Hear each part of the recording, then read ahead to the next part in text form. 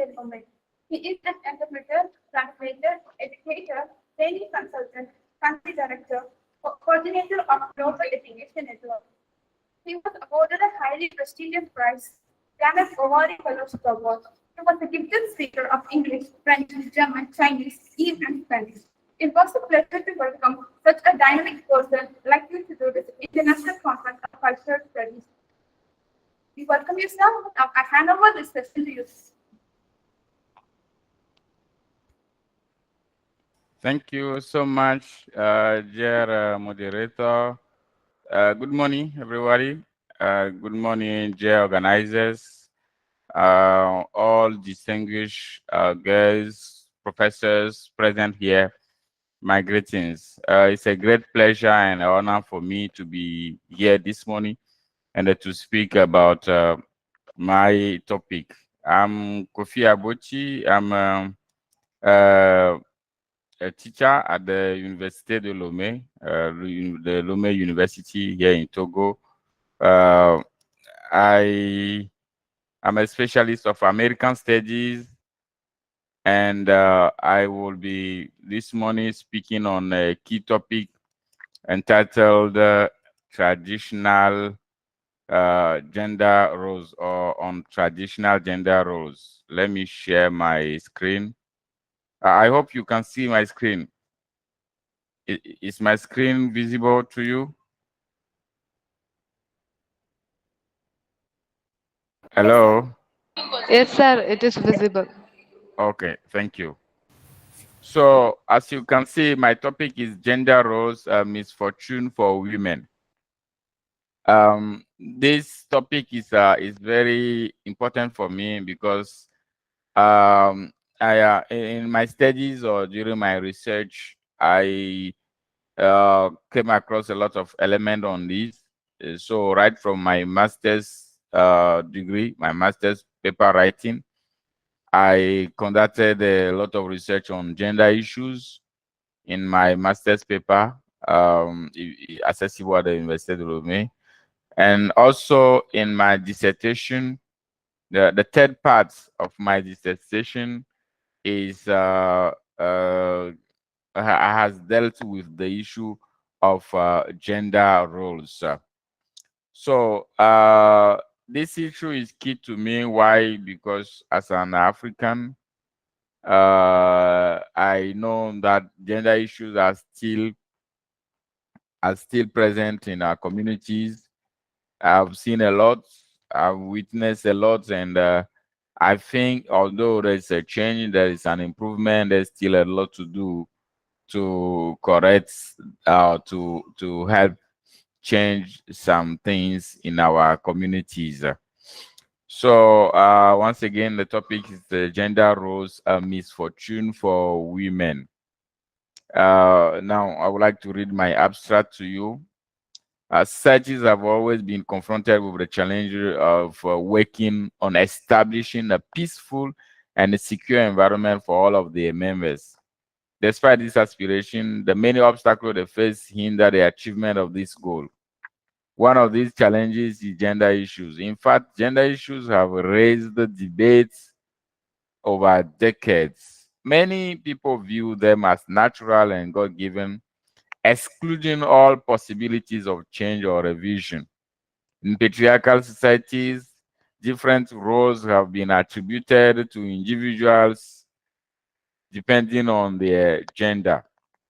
However, the question is not about the validity of these roles, but rather about the effects they have on individuals. In many traditional societies, gender roles seem to relegate women to second-class positions, depriving them of some rights and limiting their creativity. Even the ownership rights have been taken away from a number of women in some communities. Furthermore, many women feel looked down upon and they cannot step up and express their minds in these societies.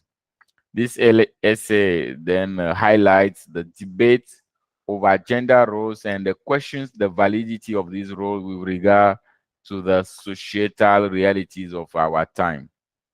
So my keywords are gender roles, or gender roles, patriarchy, women, debates, and change. Now, I would like to take some of these keywords as the first part of my presentation. The first one is gender. What is gender?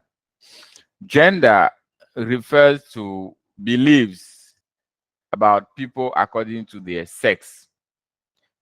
So this quote is from Mark Bride Stetson. So gender is the cultural and the social meaning of being male or female in a particular context. Uh, so uh, I came across the fact that many people think gender is biological, but no. In traditional studies, there are two types of gender. That is the female gender and the male gender. Gender is a societal attribution to the two biological sexes, which means that we were born male or female. That is our sexes, our biological differences. That one is undeniable. But then gender is not biological. Sex is biological. You're born with a male sex or a female sex. But your gender is then an attribution that society gives to you as a male or female person. Then gender is societal, it's man-made, it's artificial, while sex is natural, it's normal. So as we progress, I will explain some few differences on this. Another definition of gender I take from the World Health Organization website. The World Health Organization defines gender as the result of socially constructed ideas about the behavior, actions, and roles a particular sex performs. So the beliefs, values, and the attitude taken up and exhibited by them is as per the agreeable norms of the society, and personal opinions of the person is not taken into the primary consideration of our assignment of gender and imposition of gender roles as per the assigned gender. Intersection and crossing of the prescribed boundaries have no place in the arena of the social construct of the term gender. So this means that in a socially constructed world, your gender being attributed to you because you are a male or you are a female, you are expected to perform certain number of roles because of your gender. And then that's where the issue of gender comes into play. You were born male, then we are expecting you to do this because you are male. Then that one becomes the gender roles, which we will tackle soon. But then your gender being forced upon you, being interested to you, or being imposed on you, you are not allowed to go against what society gives you as a gender role. And that's why, hello, Hello?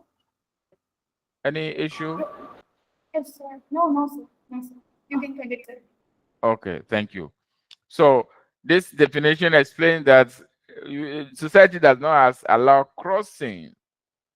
Like you are a male, you are not supposed to play any role attributed to a female.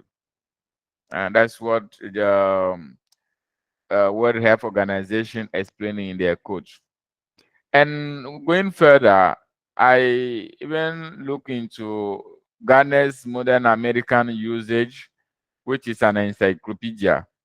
And they define gender, for them, gender denotes the social and psychological distinction between men and women. We have the biological distinctions between men and women. That is our our natural sexes, our natural sex organ that we have. But then society gives, and apart from society, we have also the psychological one, because when society impose those roles, we as individuals we accept them, and they become psychological to the point that there are some things that seem impossible for women to do just because society made it look impossible, and they have internalized it and accepted it, so making them incapable of doing those things. There are things that seem impossible for men to do just because of the societal attributions of role. Gender, I would like to explain the codes. So this means that gender is but a construction. It's not natural. It is based on beliefs, values, attitude, and the personal opinions. It's also point out that society does not allow intersections and crossing in terms of gender attribution. Society does not accept you to do otherwise, okay, to play the role of the other sex. Now, let's talk about gender roles. The gender roles. We've been talking about gender. Gender is the social attribution, social construction. Now we're talking about gender. What are the gender roles, or what do we call gender roles? A gender role is a set of social and behavioral norms that are generally considered appropriate for either a man or a woman in a social or interpersonal relationship. These are norms.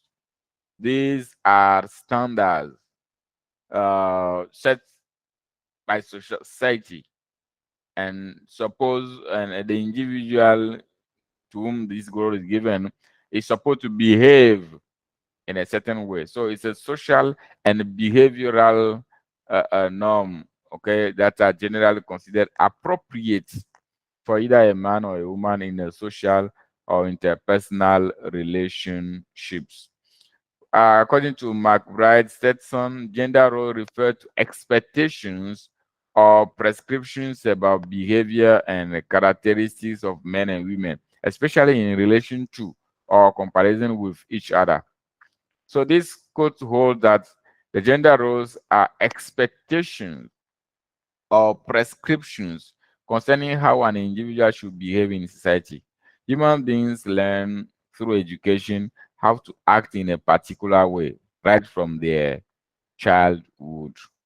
So we learn to act in a particular way right from our childhood.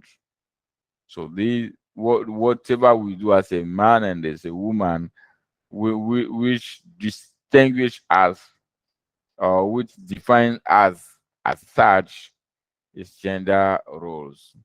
Gender roles determine the role that either of the two sexes have to play in order to be called man or woman. As a matter of fact, one is not a man because one is born with a male sex. Neither is one a woman because one is born with a female sex. Other cultures, through the education we receive from them, determine the role we are supposed to play in order to be considered male or female.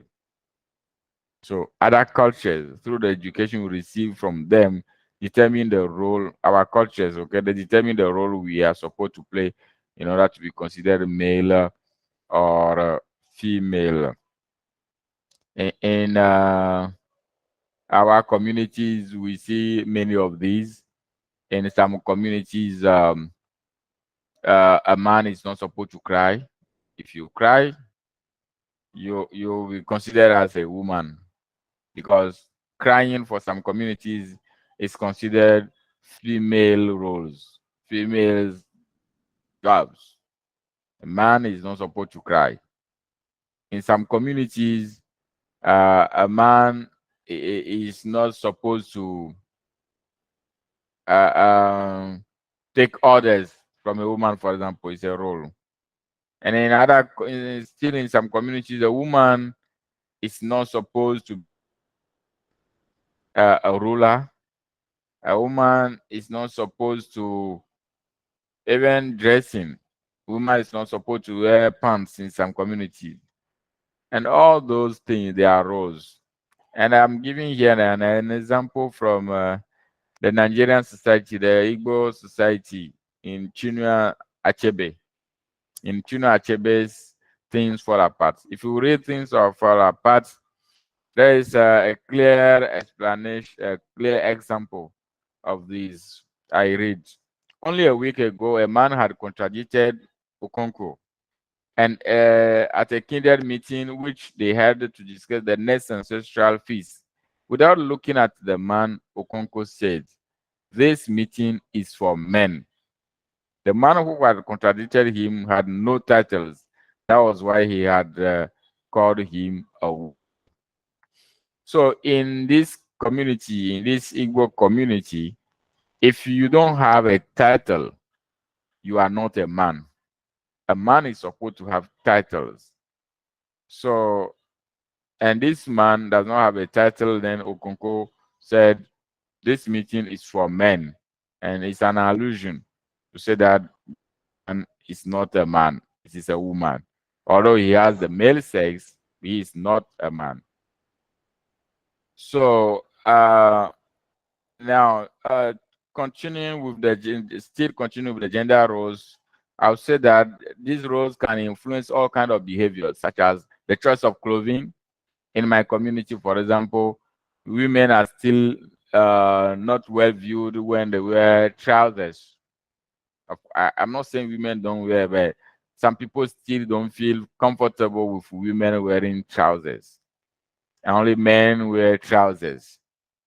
So gender roles affect choice of clothing, work and personal relationships. It affects work.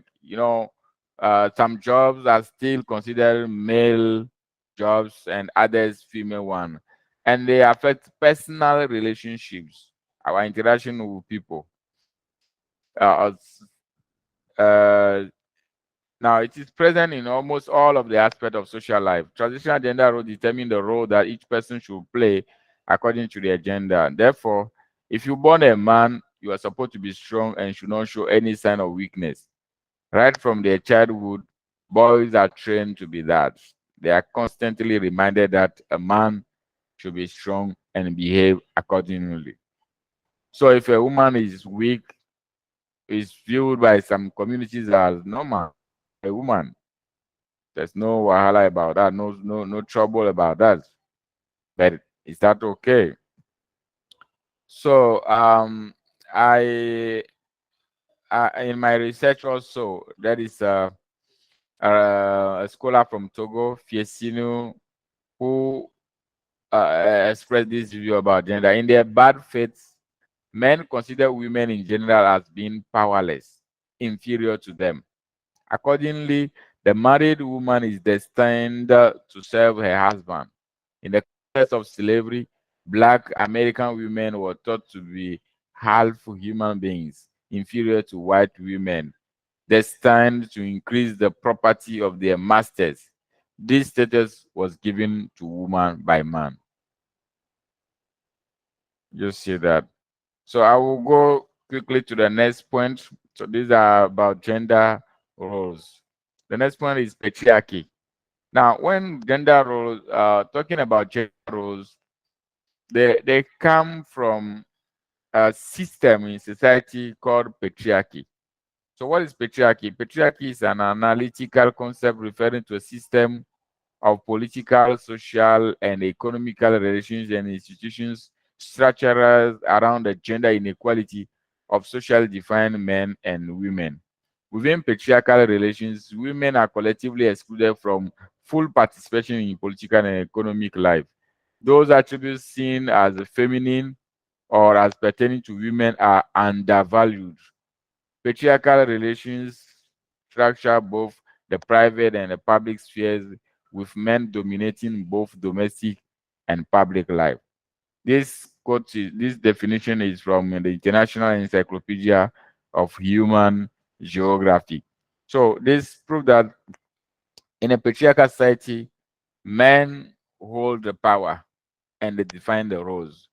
And the role they define, the most of the role that they attribute to women m- are usually undervalued. So women are supposed to play those roles, and the performance, the playing of those roles make them look inferior to men.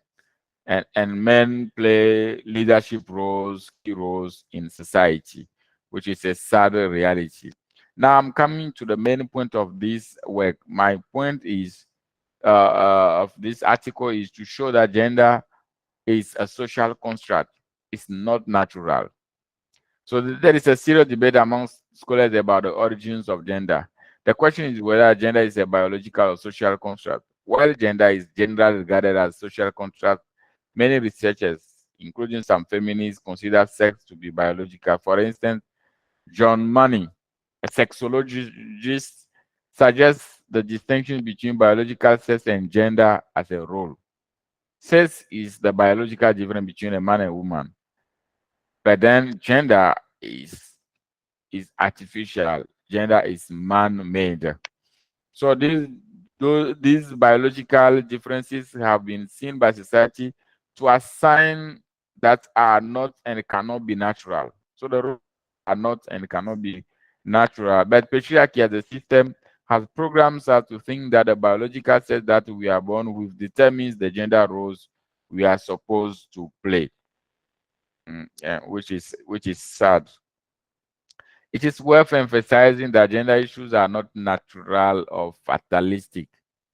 They are all social constructs. So as a society, uh, of course, I'm not telling people to rebel or to go against the norms of their communities, but I'm talking to communities. We as social actors, as individuals, we can sit and rework the roles we have been attributing to both sexes, and question their validity, but also question their usefulness.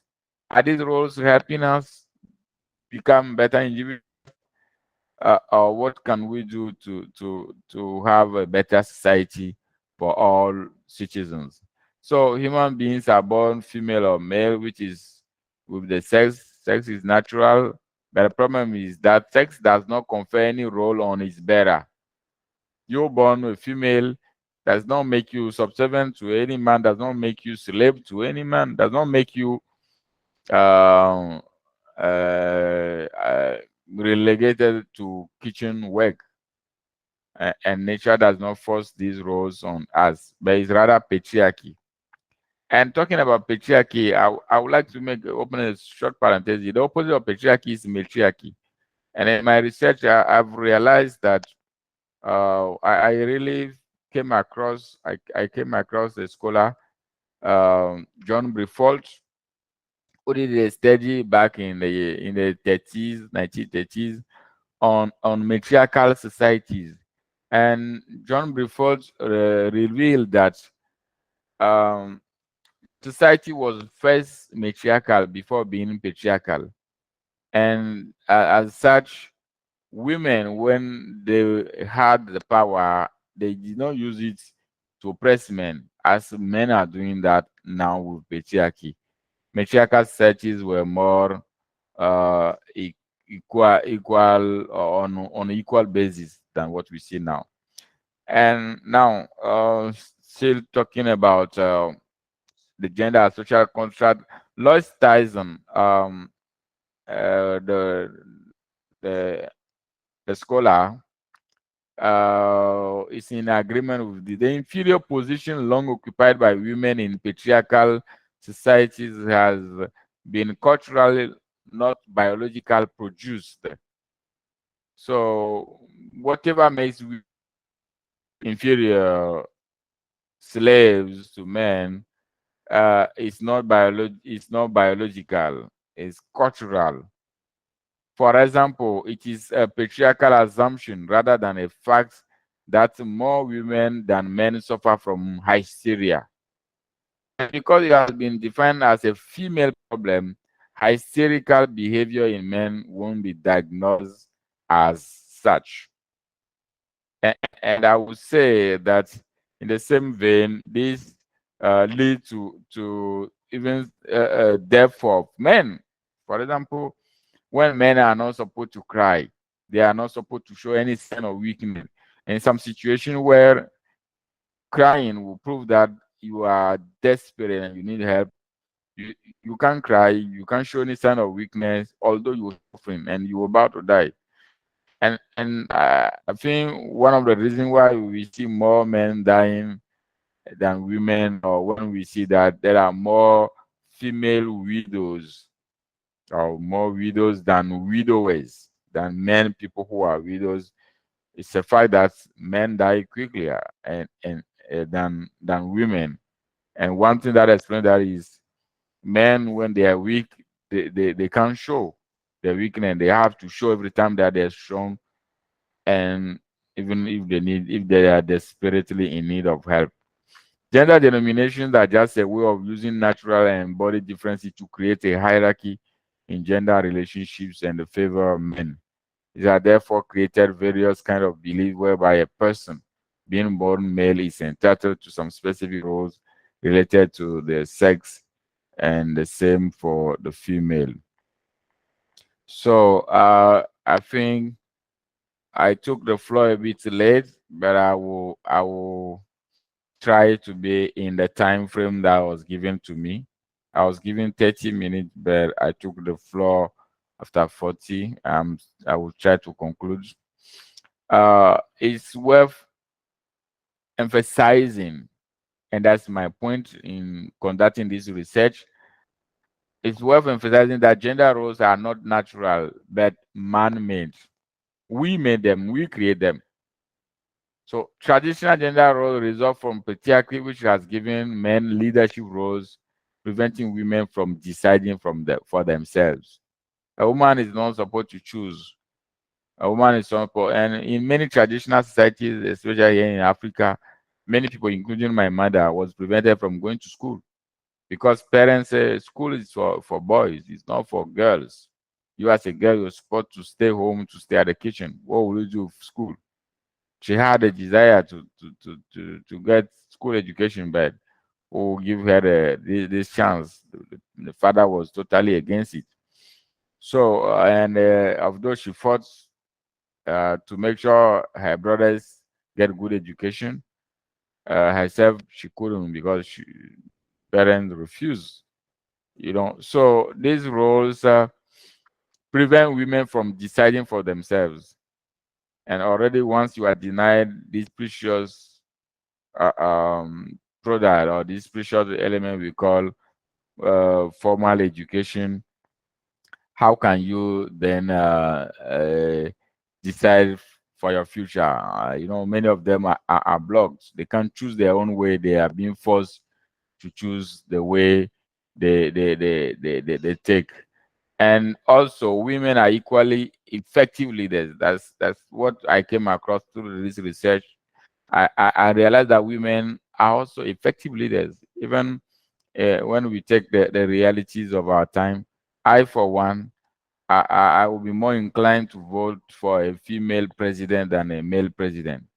Why? Because experience has proved that, of course, many of our countries have been ruled and are still being ruled by men. But what if we give a chance to a woman? And I saw many female leaders, very capable, full of energy, who believe in themselves, and who try hard to make a difference. Many female leaders, when they have the chance, they work more than women, more than men. They produce double of the effort of men because they have to prove that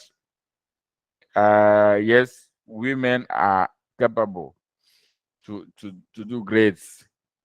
And another thing is men leaders, or male president are usually focused on many other issues that women do not look at. They focus on their job, and they'll do it to the best of their ability. So women are equally effective leaders provided they are given the chance. We need to give them the chance. Therefore, society must give them room to show their full potential and be used for social development. Let's wake up. let's work on the roles. They have been defined in the past, but we can redefine them and give more chance and opportunity to women. Thank you for listening to me. I'm now at the end of my presentation.